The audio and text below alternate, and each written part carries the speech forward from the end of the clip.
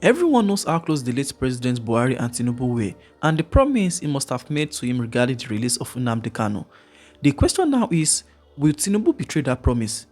Because as it stands, another voice has joined the call, and this time it is not just any politician shouting from the sidelines.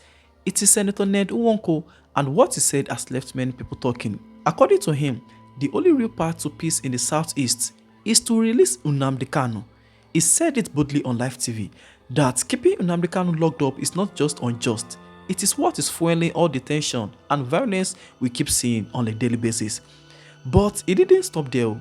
He also said the southeast deserves an additional state, something like Anambra State, because the region has just 5 states while others have 6 or 7. And here's the twist. Nwoko claimed he has already discussed all of this with President Bola Ahmed Tinubu himself. So, if that's true, then the question we should be asking is, what is stopping the government from acting? Let's hear what the senator said during that Channels TV interview. Not least, of course, the release of Nnamdi Kanu. They're asking for it. We know that that is something that has to be done. You will just say Nnamdi Kanu to be oh yes, yeah, of course. Why do you think so? Kanu has been in custody for some time now. I believe that he has been held unjustly. Many people feel that way. As a lawyer, do you think so? Oh yes, yes. That the judicial process is unjust? Yes, yeah, no, it has been. There's a lot of delays in prosecuting him and all that. If you want to get him tried and convicted, get on with it. But this is a guy who has been held unjustly aside, for so many months. And the Buhari government started it. Oh, yeah, I'm not talking about this government. Trial. No, so the point I'm making now. I'm talking about the previous government under Buhari. When it's facing a judicial process right now. Yes. Saying it's just because the argument is that there should be a political solution, maybe a null prosecution. Prosecution should be established on that for the case to be withdrawn. But there are those who say, well, there are allegations and it's left for the law for him to have his day in court, which is in process. But as you know, there have been some pronouncements by the Federal High Court, which has not been respected, So his incarceration is the main reason for the crisis in Southeast. The crisis started before he was even arrested. No. The killings, the burning of police station, the killing of police officers and all whatnot. Well, look, the problem in Southeast is very different from what is in the Northeast or Northwest and all those areas. The problem in Southeast has to do with the perceived injustice by governments, successive governments. So what needs to be done? And it's why I'm here today, talking about the creation of states to make up the number up to 5. And then you have the release of Nnamdi Kanu. By the time you do these 2 things, I am almost certain that peace will return to Southeast. Let me ask you this question. I have spoken to so many youths in from Southeast, and they have assured me that once that they are prepared to be engaged by us, by the leadership. When this is done, they don't want to die. The youths don't want to die. They want to go back to schools. They want to go back to their jobs. All they want is some level of respect and acknowledgement by the nation, by the government of Nigeria. I want to ask you, and there are this exists in almost every region of the country, where you have your brothers in different states and all whatnot. Are there Igbos outside of the 5 states of the Southeast in Nigeria today? Well, I'm surprised you're asking. No, because for the sake of our... Yes, for the sake of your listeners. Yeah. Let me say this. When it was Western Nigeria, when we had Western Nigeria, I'm sure you've heard of some people being described as Western Igbos. Subsequently, when Midwest was created, by referendum, as you know, they were called Midwest Igbos.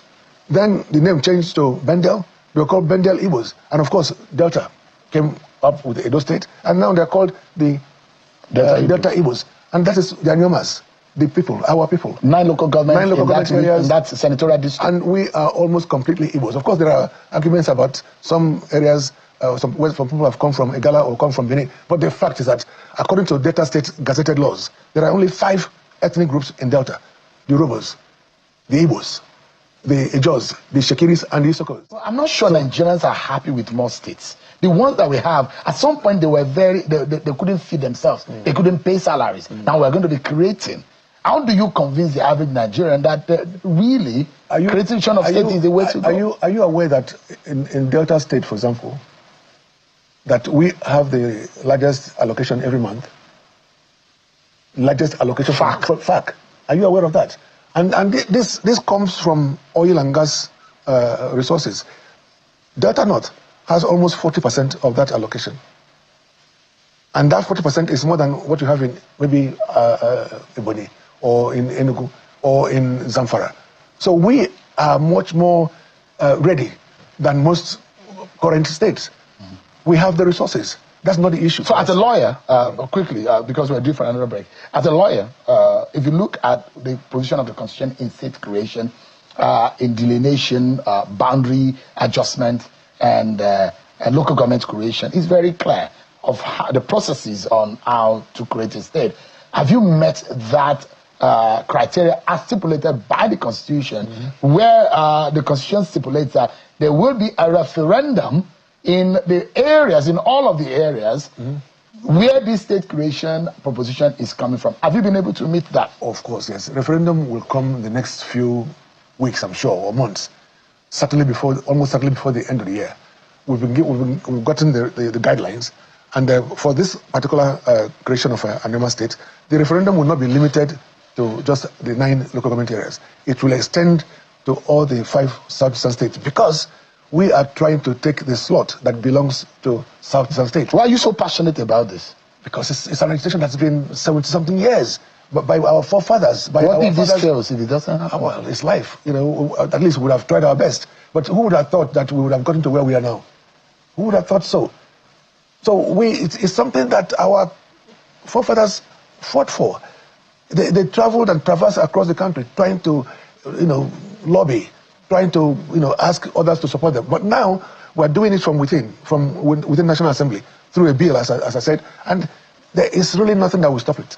You see here, sometimes it feels like peace in this country is just a word, not a goal. Because how long will we keep talking about the same thing? Justice, fairness, peace, yet nothing changes. Ned Nwoko just said what many have been thinking: release Nnamdi Kanu and heal the wound in the southeast. But the question now is, will they listen? Or will it take another crisis before someone finally says enough is enough? And at the end of the day, we all just want a country that treats everyone the same, no matter where you come from, north, south, east or west. Peace shouldn't be a privilege. But tell me honestly, do you think President Tinubu will ever release the IPOB leader Nnamdi Kanu? Or is this one of those promises that will die with time? Kindly drop your thoughts below. And if you want to keep getting real straightforward gist like this, don't forget to like this video, subscribe and turn on notifications. Stay safe, and I will see you in the next one.